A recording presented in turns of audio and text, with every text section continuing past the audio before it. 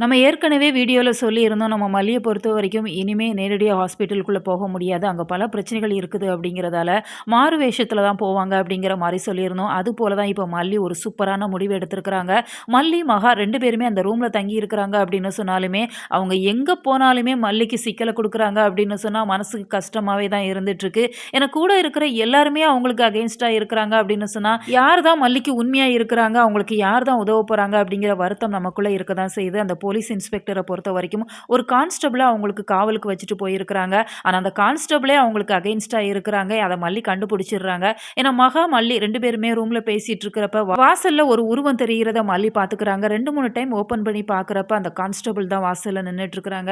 "நீங்க ஏன் இங்க நின்னுட்டு இருக்கிறீங்க?" அப்படிங்கிறப்ப, "உங்களோட காவலுக்கு நிக்கிறேன். என்னோட பொருள் தொலைஞ்சிடுச்சு." அப்படிங்கிற மாரி ஏதேதோ சொல்லிட்டு இருக்கிறாங்க. அப்பவே மல்லிக்கு ஓரளவு சந்தேகம் வந்துருது. இவர் சரியில்ல அப்படிங்கிறதால, "நீங்க ரிசப்ஷன்ல போய் நில்லுங்க. உங்களுக்கு தேவைன்னா நான் கூப்பிடுறேன்." அப்படிங்கிற மாரி சொல்லி அனுப்பிடுறாங்க.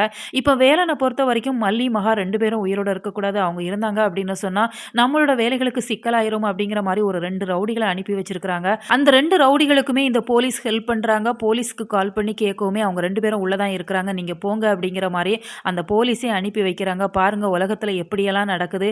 காவல் காக்க வேண்டியவங்கள இப்படி அதர்மத்த பண்ணிட்டு இருக்கிறாங்க. இப்ப அந்த 2 ரவுடிகளுமே உள்ள வந்து பார்க்குறாங்க. மல்லி, மகா 2 பேரும் இல்ல அப்படிங்கிறதால பயங்கரமா ஷாக் ஆகுறாங்க. இப்ப வேலனுக்கு கால் பண்ணி சொல்லவுமே, வேலன் ரொம்பவே அவர் பெரிய பிஸ்தா அப்படிங்கிற மாரி பேசுறாங்க.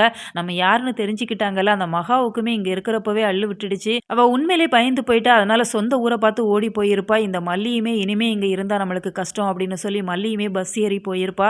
அதனால நீங்க வந்துருங்க அப்படிங்கிற மாரி மல்லிய பத்தி தப்பு கணக்கு போட்டாங்க.